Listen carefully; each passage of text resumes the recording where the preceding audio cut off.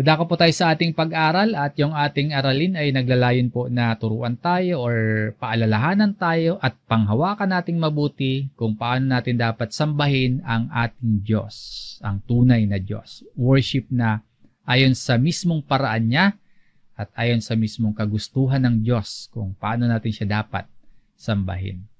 Ang tatalakayin po natin ay part 2 ng ating pag-aaral sa Exodus chapter 32.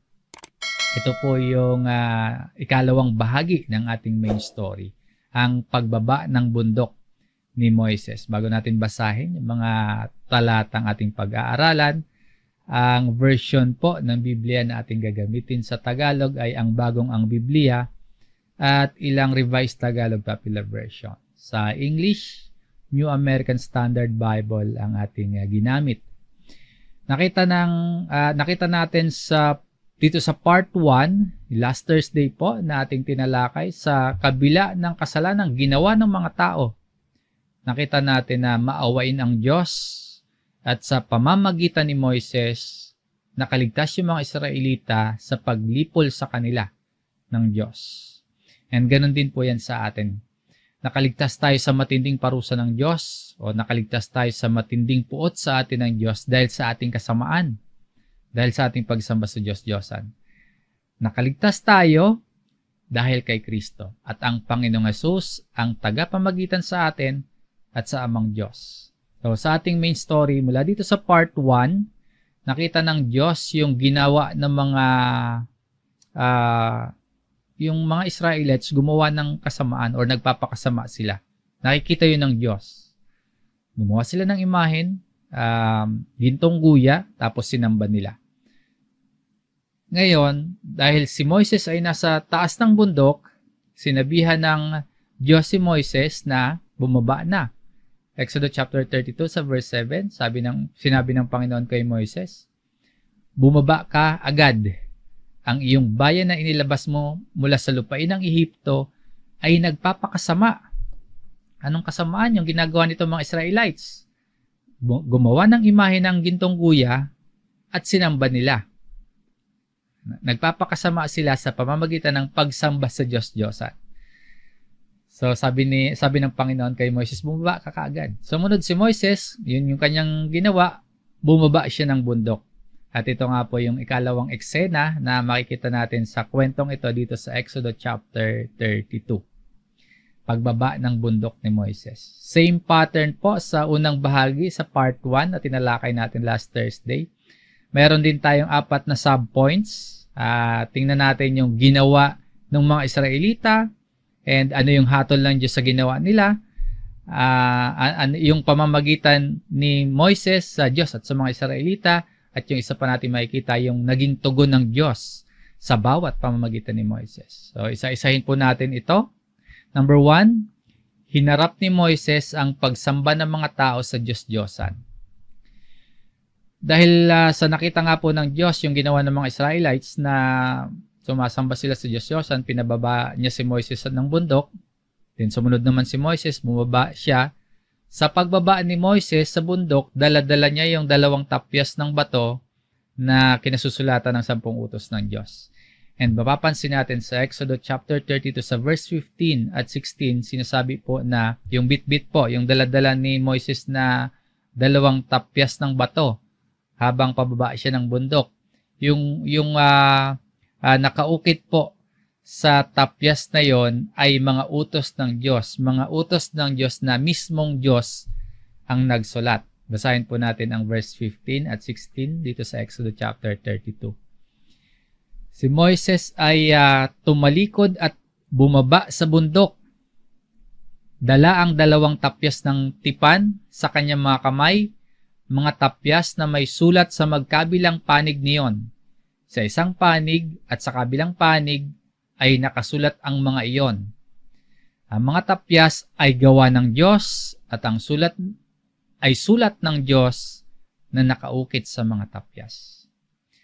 So yung eksena naman dito, Moses went down from the mountain. Dala-dala niya yung 2 tapyas ng tipan o kautusan ng Diyos. At sinasabi nga po dito, yun ay mga utos na isinulat mismo ng Diyos.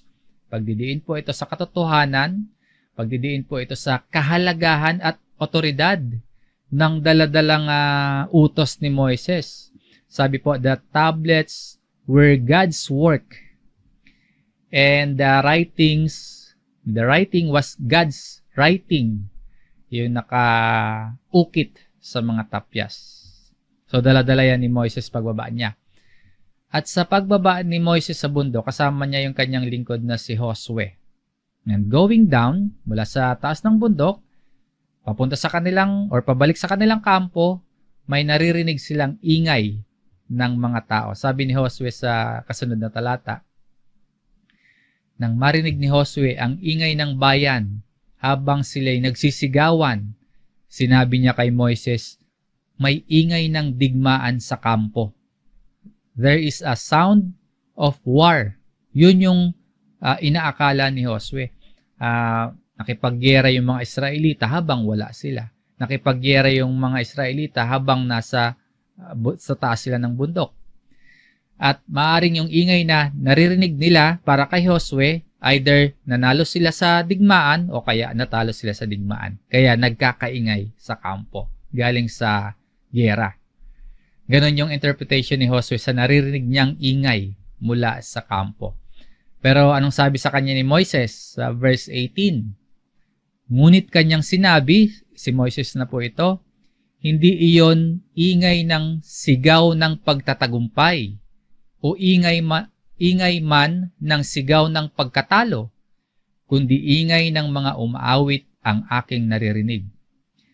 Sinasabi ni Moises, hindi galing sa resulta ng digmaan yung kanilang naririnig, kundi pag-awit o awitan yung naririnig nila.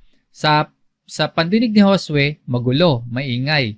Para kay Moises naman, umaawit pero maingay na awitan. Yun yung perspective or point of view ni Josue at ni Moises. Para sa mga Israelita naman, yung ingay na naririnig ng dalawa ni Josue at ni Moises, iyon po yung pag-worship nila sa imahen.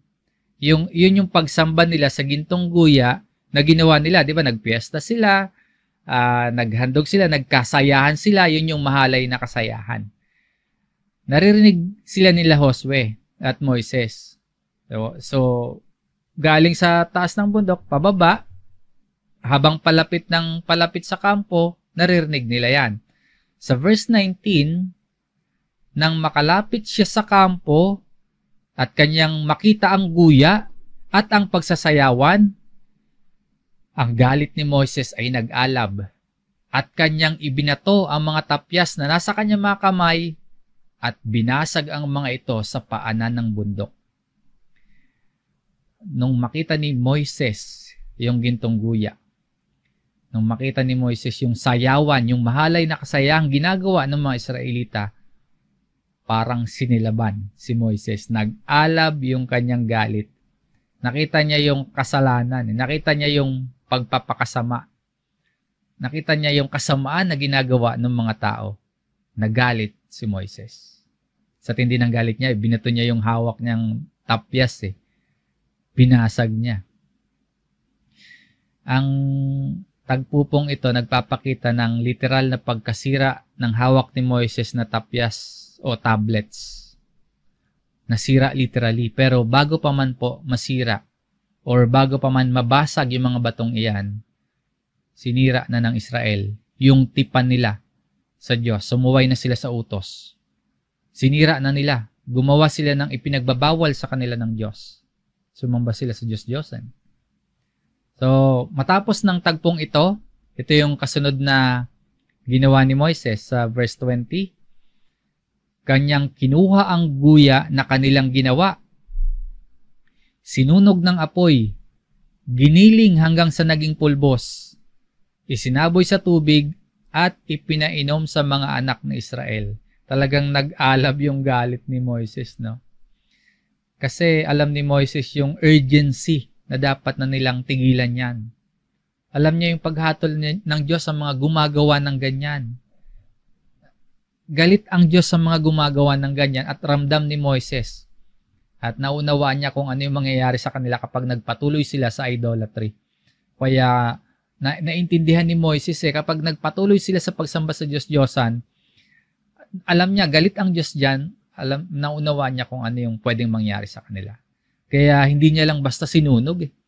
Dinurog pa niya, sabi dito, giniling pa niya hanggang sa maging pulbos. Yung gintong guya, dinurog hanggang mapulbos, tapos ibinuhos sa tubig pang-inom ng mga Israelita. Kumbaga, yung message po, ipinatikim sa kanila ni Moises yung consequence. Ipinatikim yung pait. Ipinatikim sa kanila yung walang kasiyahang dulot ng pagsamba sa Diyos-Diyosan. Yan yung ginawa dyan ni Moises. At yung kasunod na ginawa, kinumpronta naman ni Moises yung kanyang kapatid na si Aaron, yung binilina na pansamantalang mamiminuno habang nasa taas ng bundok si Moises. Sabi po sa kasunod na talata, at sinabi ni Moises kay Aaron, anong ginawa ng bayang ito sa iyo na dinalhan mo sila ng isang malaking kasalanan? Kaya po pinapakita sa atin na talagang yung pagsamba sa imahe na ginawa nila, isang malaking kasalanan. At bilang leader, malaki yung pananagutan dito ni Aaron. Ang isang leader dapat matatag na pinanghahawakan ang salita ng Diyos. Ang isang leader po, hindi madaling matangay. Kahit pa sa kagustuhan ng marami, hindi basta-basta, hindi pumapayag na matangay kahit marami yung may gusto. Sa mga leaders po natin at sa mga magiging leader pa sa bawat ministeryo dito sa ating kalipunan. So, leaders and elders po, binigyan tayo ng pagkakataon, inilagay tayo sa isang gawain hindi para maging tanyag tayo o kaya magustuhan lang tayo ng mga tao. Kundi po, inilagay tayo, karoon tayo ng pagkakataon na manguna, maging leader or maging elder, matuto po tayo sa naging pagkilos dito ni Aaron. Dapat faithful tayo sa Diyos. Dapat tapat tayo sa kanyang salita at hindi tayo dapat madaling matangay sa mga trending na kagustuhan ng marami. Dito kinukumpronta ni Moises si Aaron dahil mali yung hakbang niya bilang isang namiminuno. Kinakausap ni Moises si Aaron, mali yung kanyang decision na ginawa. Pero ano po yung sagot ni Aaron sa kasunod po na talata? Sinabi ni Aaron, huwag mag-alab ang galit ng aking Panginoon. Kilala mo ang taong bayan na sila'y mahilig sa kasamaan. Sabi kasi ni Moises, bakit mo sila dinalhan ng kasamaan? Sabi naman dito ni Aaron, hindi ako, kundi mahilig talaga sila sa kasamaan. Yung Panginoon dito, yung Lord na ginamit po, maaaring tumutukoy, yung tinutukoy dito ni Aaron ay si Moises kasi sa ibang salin po, sa ibang version na ginamit sa talatang ito, ang Lord o yung Panginoon ay brother o kapatid yung ginamit nila. Pero ang sinasabi dito ni Aaron, huwag siya yung kagalitan. Ang dapat na kagalitan, yung taong bayan kasi mahilig naman talaga sila sa kasamaan. So, masasabi nating blame shifter itong si Aaron. No? Parang tayo, katulad din natin. Tayo kapag nakukumpronta tayo sa mga mali nating nagawa, kapag nakakagawa tayo ng kasalanan tapos may nagpapaalala sa atin, naghahanap tayo ng o kaya nagtuturo tayo ng ibang masisisi. Imbis na aminin natin yung pagkakamali na natin, naghahanap tayo ng ng ibang masisisi. Nagtuturo tayo ng ibang masisisi.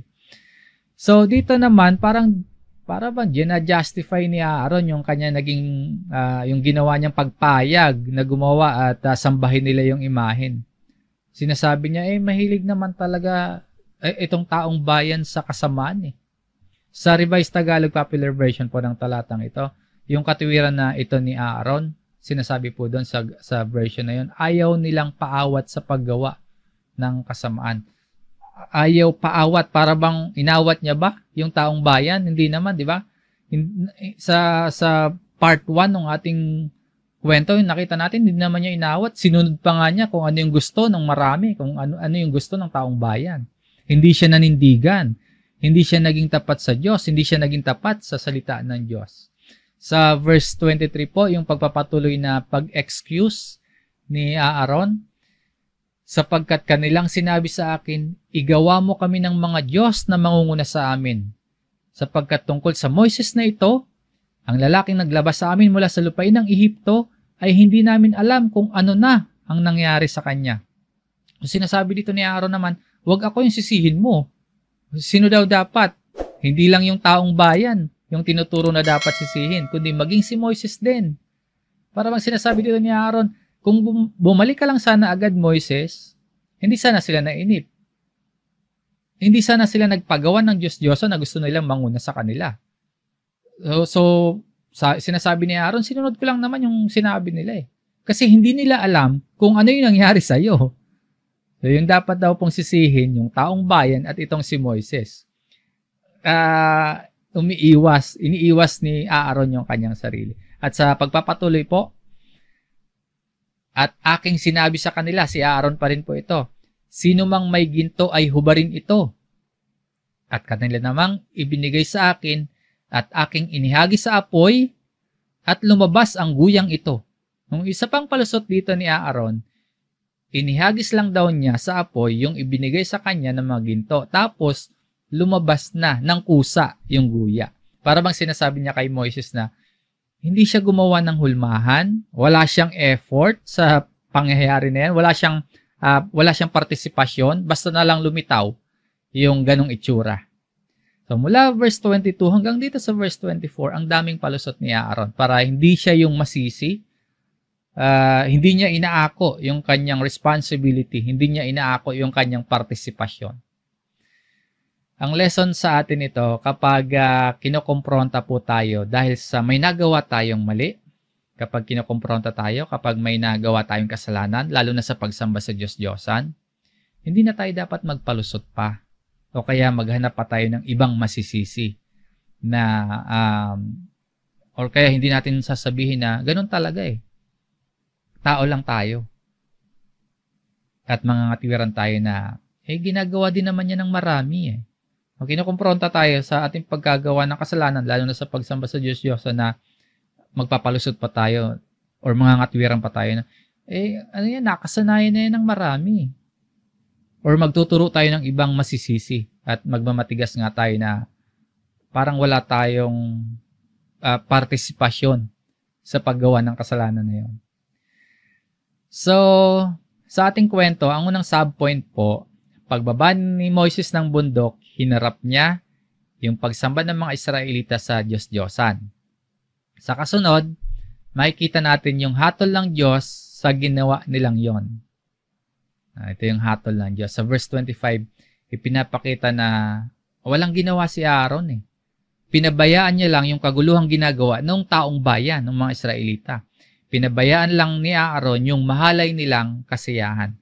Pero si Moises, hindi siya pumayag sa kanyang nakikita. Sabi po dito sa verse 25, nang makita ni Moises na ang bayan ay nagwawala sapagkat pinabayaan sila ni Aaron na magwala sa kanilang kahihiyan sa gitna ng kanilang mga kaaway. Nilalapastangan na ng mga Israelita, ng taong bayan, yung tunay na Diyos. Ang description dito, nagwawala yung taong bayan. People were out of control. Ito yung panahon ng kanilang isinasagawang pista. Nakita sila ni Moises eh. Nakita niyo yung pag-aalay nila, yung pagsamba nila sa gintong guya. Kung si Aaron, hinahayaan lang sila, si Moises hindi. Hindi siya pumayag. Sa Revised Tagalog na version ng talatang ito, ganito yung pagkakasalin. Nakita ni Moises na nagkakagulo ang mga tao sapagkat sila'y pinabayaan ni Aaron na sumamba sa Diyos-Diyosan. At naging katawa-tawa sila sa paningin ng mga kaaway na nakapaligid. Para kay Moises, mahalaga ang Diyos. At mahalaga yung tamang pagsamba sa Diyos. Hindi siya pwedeng tatahimik na lang. Hindi siya pwedeng pababayaan na lang na sumamba sa Diyos-Diyosan yung mga tao at wala siyang gagawin. Kung kay Aaron pinaobra, kay Moises hindi pwede. Nilalapastangan na nila yung Diyos eh. Na para sa, or yung tingin ng mga kaaway na nakapaligid sa kanila, nagiging katawa-tawa na sila. hindi papayag si Moises sa ganyan. Sabi po dito sa kasunod na talata, sa verse 26, tumayo si Moises sa pintuan ng kampo at nagsabi, sino ang nasa panig ng Panginoon? Lumapit kayo sa akin. At lahat ng mga anak ni Levi ay nagtipon sa kanya. Pinapapili sila eh. Pinapagdesisyon sila. Sino yung nasa panig ng Panginoon? Lumapit kay Moises. Kung sino yung nasa panig ng Panginoon. Sa pagkakataon na ito, opportunity din ito para sa mga sumasamba sa imahen. Pagkakataon nila na ipahayag nila yung kanilang pagsisisi at pagtalikod sa Diyos-Diyosan at pumanig sila sa Panginoon. So, pagkakataon nila ito para ideklara nila kung kanino ba talaga sila panig. Dito po, ang mga Levita, yung mga anak ni Levi, ang lumapit kay Moises. So, sabi ni Moises sa mga anak ni Levi sa verse 27, kayo yung lumapit. Sinabi niya sa kanila, sinabi ni Moises sa mga Levita, ganito ang sabi ng Panginoong Diyos ng Israel. Ilagay ng bawat lalaki ang kanyang tabak sa kanyang tagiliran. Humayo kayong paruot parito sa mga pintuan sa buong kampo at patayin ng bawat lalaki ang kanyang kapatid na lalaki, ng bawat lalaki ang kanyang kasama, at ng bawat lalaki ang kanyang kapwa. Papatayin ng mga Levita, mga anak ni Levi, yung mga kapatid nila. Papatayin nila yung mga kasama nila, yung kapwa nila. Ito po yung hatol ng Diyos sa kasalanan, sa kasamaang ginawa nila, kamatayan. Ang mensahe nito sa atin, ang kabayaran ng kasalanan ay kamatayan. Hindi palalagpasin at hindi pinalalagpas ng Diyos ang kasalanan. At ang pagsamba po sa Diyos-Diyosan, kasalanan yan sa Diyos. So, hindi yan palalagpasin ng Diyos. Ito yung naging hatol sa kanila. Ito pong instruction na gagawin ng mga Levita ay hindi ito pagpatay ng kung sino-sino lang. Hindi sila mananaga na lang ng basta-basta. Parusa po ito ng Diyos sa kung sino yung nagkasala. May gumawa ng kasalanan, ang kasalanan may kabayaran, kamatayan. So, parusa yan sa kung sino yung nagkasala. Kung sino yung hindi magsisisi sa kanilang ginawa, kasama sa papatayin. And challenging po ito ng sobra sa mga anak ni Levi. Paano kung ka-close nila? Di ba? Paano kung kakilala nila sumasamba sa Diyos-Diyosan? Ayaw talikuran yung pagsamba sa Diyos-Diyosan. Paano kung malapit sa puso nila, malapit na kaibigan nila, kababataan nila? Or paano kung kakilala nila? Mahirap yan. Pero para sa mga Levita, pinili nilang sundin ang salita ng Diyos. Pinili nilang sundin ang sinasabi sa kanila ng Panginoong Diyos. Sabi po dito ni Moises, ganito ang sabi ng Panginoong Diyos. At itong nakalagay dito, yun yung pinili na sundin ng mga Levita. Command ito sa kanila ng Diyos na dapat nilang gawin.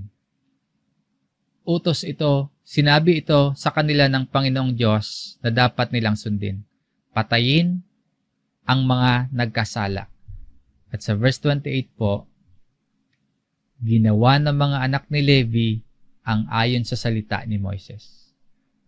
At nabuwal ang halos 3,000 katao sa mamamayan ng araw na yon. Mahirap, lalo na kung madamdamin sila, pero pinili ng mga Levita na sumunod sa salita ng Diyos. Kaysa umatras sila. Kaysa hindi sila sumunod sa salita ng Diyos dahil sa pakiramdam or nararamdaman nila.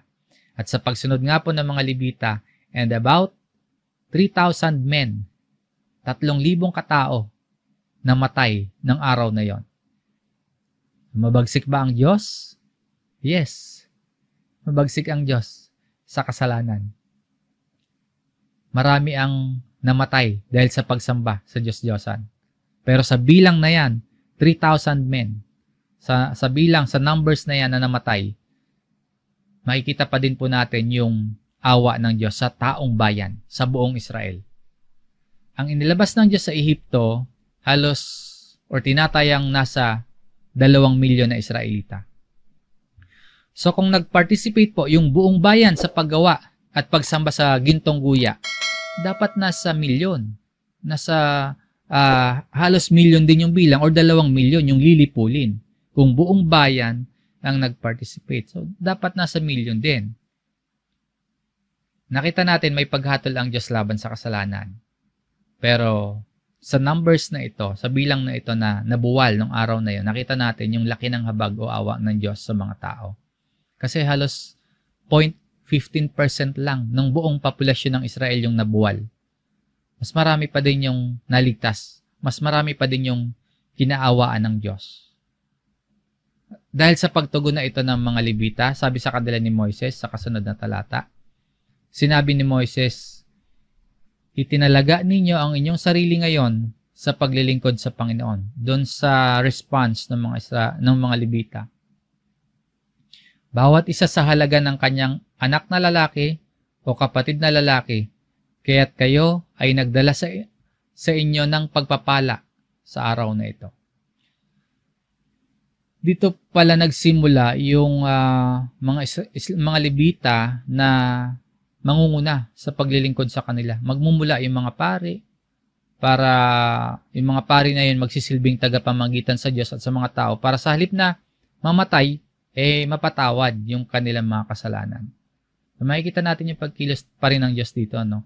Sa plano ng Diyos sa kasaysayan, ang Diyos po yung nagtatakda na merong pari at merong tagapamagitan na siyang magiging kasangkapan or instrumento para solusyonan yung kasalanan ng tao. Yan yung, pag binasa naman natin yung kasaysayan ng Israel. Yan yung makikita natin sa mga Levita. Sila yung mga mediator. Sila yung mga pari na tagapamagitan. At ito naman, yung pagiging tagapamagitan, makikita natin sa sumunod na ginawa ni Moises. Sa ikatlong subpoint po ng ating kwento, ang pamamagitan ni Moises. Sa verse 30, kinabukasan, sinabi ni Moises sa bayan, kayo'y nagkasala ng malaking kasalanan. Ngayoy aakyat ako sa Panginoon. Marahil ay aking matutubos ang inyong kasalanan. Pinapaalala ni Moises, malaki talaga yung kasalanan nila. Pero alam na ni Moises, bago pa man siya bumaba ng bundok, hindi na matutuloy o hindi na itutuloy ng Diyos yung una niyang banta na lilipulin niya yung buong Israel. Alam na yon ni Moises bago pa siya bumaba ng bundok. Pero bakit sinabi pa din dito ni Moises na aakyat siya sa Panginoon? Tapos sabi niya, perhaps I can make atonement for your sin. Aakyat sa uli, mananalangin siya doon, baka sakali na maihingi sila ng tawad. Bakit sinabi pa niya ito? Bago pa naman siya makarating dyan, bumalik galing sa taas, alam niya na hindi na lilipulin ng Diyos ang buong Israel. Sinabi niya ito na perhaps I can make atonement for your sin dahil alam ni Moises na may kabayaran. Alam ni Moises may atonement na kailangan. Kaya umakyat ulit si Moises sa bundok para kausapin ang Panginoong Diyos. Sa kasunod na talata, verse 31 at 32, kaya't bumalik si Moises sa Panginoon at sinabi, o ang bayang ito'y nagkasala ng malaking kasalanan at gumawa sila para sa kanilang sarili ng mga Diyos na ginto. Ngunit ngayon, kung maaari ay patawarin mo ang kanilang kasalanan. At kung hindi, ay burahin mo ako sa aklat na isinulat mo ako. Bilang isang leader, kahanga-hanga itong pagkilos na ito. Pambihira itong ganitong pagkilos ni Moises. Nagpapakita po ito na gusto talaga niya na mapatawad ng Diyos yung taong bayan. Alam niya, malaking kasalanan yung ginawa ng taong bayan. Pero gusto ni Moises na mapatawad ng Diyos yung taong bayan. Hindi inisip ni Moises yung kanyang sarili. Handa niyang isakripisyo na mabura yung kanyang pangalan sa aklat, kapalit na mapatawad yung mga Israelita. Ito siguro yung sinasabi ni Moises sa verse 30 na yung sinabi sa kanila na baka sakali, babalik ako, akit ako sa bundok, babalik ako sa Panginoon, baka sakali na matubos niya yung kasalanan ng bayan. Ini-offer dito ni Moises yung kanyang sarili bilang kapalit o bilang kabayaran. Ang magandang tingnan at kahanga-hanga at pambihira yung kilos na ito ni Moises, pero ang problema dito, hindi naman yan at hindi ganyan ang itinakdang paraan ng Diyos. At hindi din naman ligtas yung puso ni Moises sa kasalanan. Kaya hindi yan yung paraan ng Diyos. At kung sabihin na natin perpektong tao si Moises, pagpalagay na natin na perpektong tao si Moises, hindi pa rin siya bilang tao, o sabihin na natin perpekto, hindi pa rin siya sasapat na pambayad sa libo-libo. Hindi pa rin sasapat si Moises sa milyong tao na nagkasala laban sa Diyos, na sumamba sa Diyos-Diyosan. Hindi sasapat na pambayad si Moises. Ang naging tugon ng Diyos sa pag-mediate na ito, ang naging tugon ng Diyos sa pamamagitan na ito ni Moises, sa kasunod na subpoint ng ating kwento, sa ikaapat, yung tugon ng Diyos sa pamamagitan ni Moises. Mabasa natin dito sa verse 33. Ngunit sinabi ng Panginoon kay Moises, nakipag-mediate si Moises, bumalik siya sa taas ng bundok, may pag-usap siya sa Panginoong Diyos, pero ito yung tugon ng Diyos kay Moises. Ang sino mang nagkasala laban sa akin, ay siya kung buburahin sa aking aklat. Sabi kasi ni Moises, patawarin mo lang sila, kahit burahin mo na yung pangalan ko. Malaki yung kasalanan nila sa iyo, pero sana patawarin mo na sila, kahit kapalit yung pangalan ko. Ganon yung deal ni Moises sa Diyos. Pero ito yung sagot ng Panginoong Diyos. Kumbaga, ang tugon ng Diyos dito sa offer ni Moises, no deal. Hindi ikaw, Moises. Kung sino yung nagkasala, yun yung mabubura sa aklat. Ano yung magiging role ni Moises? Hindi siya yung atonement, hindi siya yung kabayaran. So ano yung magiging role dito sa verse 34? Subalit ngayon humayo ka. Iyong pangunahan ang bayan patungo sa dakong aking sinabi sa iyo. Ang aking anghel ay hahayo sa unahan mo. Gayunman, kapag dumating ang araw ng pagpaparusa, aking parurusahan sila sa kanilang mga kasalanan. So ang kasalanan, meron talagang kabayaran. Yung atonement o yung kabayaran sa kasalanan, hindi si Moises. Sinasabi dito ng Diyos kung ano yung gagawin ni Moises. Ang gagawin ni Moises, dadalhin pa, pangunahan niya yung taong bayan patungo sa kung saang lugar yung sinabi sa kanya ng Diyos. At sa talata din pong ito, sinasabi din dito ng Diyos yung gagawin niya. Sinasabi dito kung ano yung plano niyang gawin. Pinatawad sila dito pero hindi binaliwala ng Diyos ang kasalanan. Sabi dito, gayunman kapag dumating ang araw ng pagpaparusa, aking parurusahan sila sa kanilang mga kasalanan.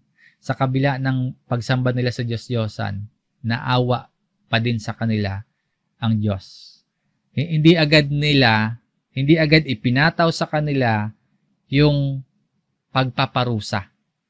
Ito lang yung sinapit nila sa verse 35. At ang Panginoon ay nagpadala ng isang salot sa bayan sapagkat kanilang ginawa ang guya, yaong ginawa ni Aaron. Hindi pa ito yung final judgment sa kanila ng Diyos, yung pagpapadala ng isang salot. Hindi pa ito yung araw ng pagpaparusa sa kanila. Darating pa yon. So ito, parang preview lang. Pagpapakita po na hindi pinalalampas ng Diyos ang pagsamba sa Diyos-Diyosan. Naawa pa din sa kanila ang Diyos. Ito lang yung sinapit nila. Nagpadala ng salot. Ngayon, anong aral ng kwentong ito para sa atin? Tapos nating malaman yung kasaysayan na yan, na pangyayari na yan sa Israel. Ano yung aral niyan para sa atin? Sa plano ng Diyos, darating ang parusa sa mga makasalanan. Mas matindi pa sa salot na dinanas nila. Sa katakdaan ng Diyos, darating yung araw ng pagpaparusa sa kanila. Kaya kailangan nila ng mediator. Kailangan nila ng tagapamagitan. At hindi si Moises. Hindi sapat si Moises. Akala lang ni Moises, pwede na siya. Sapat na siya para mapatawad yung mga Israelita. Akala niya, mabura lang yung pangalan niya, mapapatawad na. Mapapalagpas na ng Diyos yung ginawang kasamaan o kasalanan ng ng taong bayan. So, hindi si Moises ang mediator, lalong hindi rin si Aaron. Si Aaron, high priest nila yan noon eh. Ang high priest, ang role niyan, mediator din. Pero, hindi sapat si Moises, lalong hindi sapat si Aaron. Kasi si Aaron pa ngayon nagpahintulot sa kanila na sa idolatry, yung pagsamba nila sa Diyos-Diyosan. So, sino ang tagapamagitan at sapat na kabayaran sa lahat ng kasalanan? Yung parusa po ng kasalanan, aakuin ni Kristo sa krus para sa ating mga makasalanan. Ang sapat, tanging ang Panginoong Hesus. Ang qualified na kabayaran sa ating lahat ng mga nagkasala, ang ating Panginoong Hesus. Paano ba siya naging sapat? Ang Panginoong Hesus po, walang kasalanan. Ang Panginoong Hesus hindi sumamba sa Diyos-Diyosan. Ang Panginoon nanatiling tapat sa Diyos. Si Hesus ay nanatili sa salita, nanatili sa pangako ng Diyos. Nag-iisang tagapamagitan na kailangan natin. Isang tao, isang tunay na tao, at isang tunay na Diyos. Yan ang ating Panginoong Hesus. So, sapat si Hesus. Sapat at walang hanggan yung halaga para ipambayad sa kasalanan nating lahat. Sapat at walang hanggan ang halaga ng ating Panginoong Hesus. Ang Diyos po ng Exodo chapter 32 ay ang Diyos nating mga Kristiyano, si Yahweh. At ang Diyos na ito, tapat at masigasig na nag-iingat sa kanyang sariling karangalan.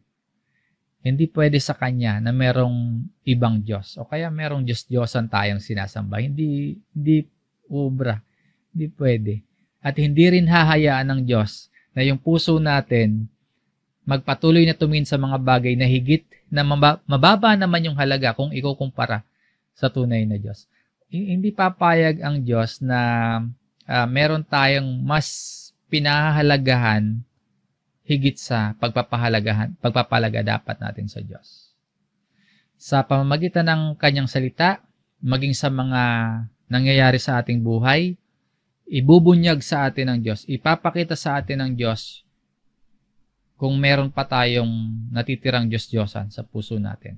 Kung may Diyos-Diyosan sa puso natin at may mga bagay tayong mas pinahahalagahan kaysa sa Diyos. Merong Diyos-Diyosan at merong mga bagay na mas pinahalagahan tayo kaysa sa kanyang salita. Ini-expose po yan sa atin ng Diyos mismo hanggang sa piliin nating mas pahalagahan natin siya, ang Diyos.